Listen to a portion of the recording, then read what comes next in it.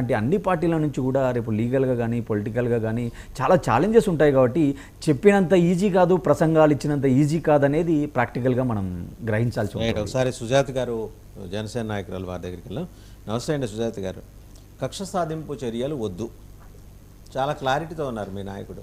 ఈ క్లారిటీ మీ భాగస్వామ్య పక్షం తెలుగుదేశానికి ఉందని జనసేన భావిస్తోందా?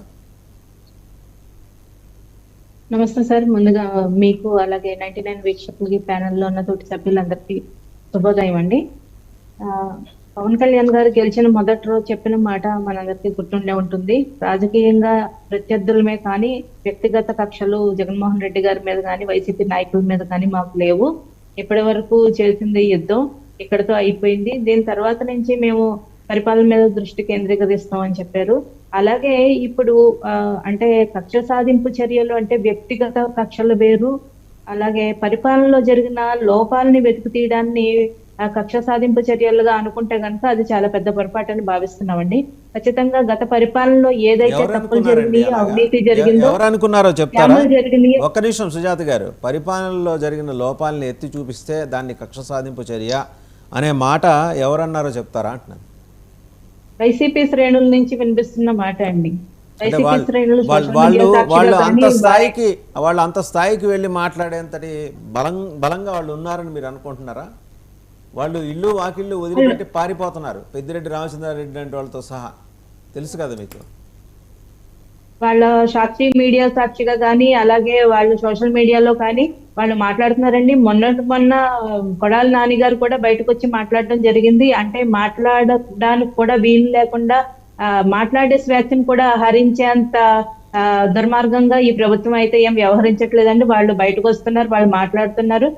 అలాగే వారు ఏదైతే గత ప్రభుత్వంలో జరిగిన అవినీతిని, కుంభకోణాలని, స్కాముల్ని బయటకు తీస్తున్నారో దాన్ని వ్యక్తిగత కక్ష సాధింపు చర్య అనుకుంటే అది ప్రజలు కూడా ఎవరు కూడా హర్షించరు. మన టూరిజం శాఖలో జరిగిన కుంభకోణాలు ఒక్కొక్కటి వెలుకు వస్తున్నాయి. అలాగే ఎర్రచందనం విషయంలో కానీ ఇంకా మైనింగ్ విషయంలో కానీ మేమే కాదు, అంటే ప్రభుత్వంలో ఉన్న వాళ్ళు, పరిపాలన చేస్తున్న వాళ్లే కాకుండా బాధితులు కూడా ఎంతో మంది బయటకు వచ్చి వారికి జరిగిన వేధింపులు కానీ వారి మీద జరిగిన దాడుల గురించి కానీ ఒక్కొక్కరు కేసులు నమోదు చేస్తున్నారు. వారు ఎటువంటి రాజకీయాలకి సంబంధం లేని ఒక ప్రైవేటు వ్యాపారస్తులు అనుకోండి, అలాగే సామాన్య ప్రజలు అనుకోండి, వాళ్ళు బయటకు వచ్చి కేసులు నమోదు చేస్తున్నారు.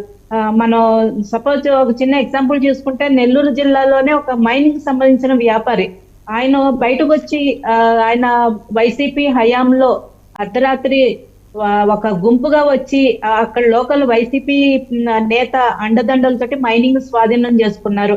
నాది ఒక్కటే కాదు, నెల్లూరు జిల్లాలో చాలా మంది మైనింగ్ స్వాధీనం చేసుకున్నారని ఒక వ్యక్తి వచ్చి చెప్పడం జరిగింది.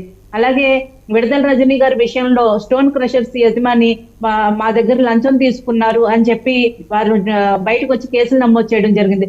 రైతులు ఏదైతే పేదలకి ఇళ్ల పట్టాలనే విషయంలో మా దగ్గర భూములు లాక్కుని దాని మీద కమిషన్లు తీసుకున్నారని వాళ్ళు ఆవిడ మీద కేసు పెడుతుంటే ఆ డబ్బులు కూడా తిరిగి ఇవ్వడం జరిగింది విడుదల రజనీ గారు. అంటే అక్కడ క్లియర్ గా ఆవిడ డబ్బులు తీసుకున్నది, లంచం తీసుకున్నది అని క్లియర్ గా బయటపడింది.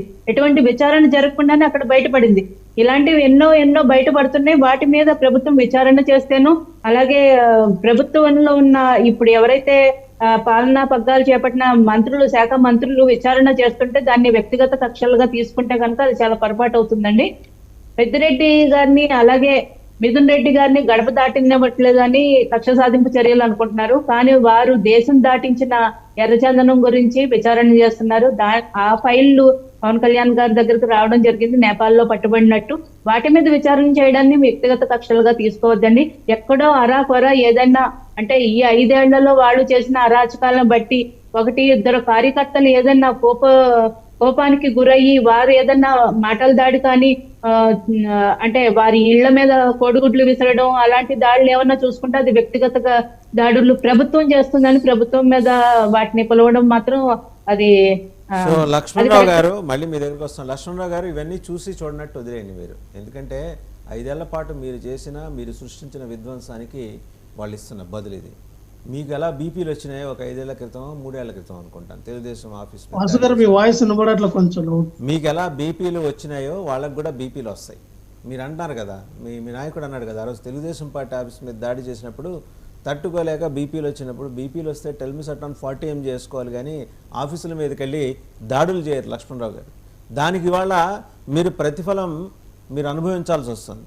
ఇవాళ మీ దాకా వచ్చేప్పటికీ ఇదేదో దాడులు చేస్తున్నారు అని చెప్పేసి మీరు మాట్లాడుతున్నారు. ప్రజావేదిక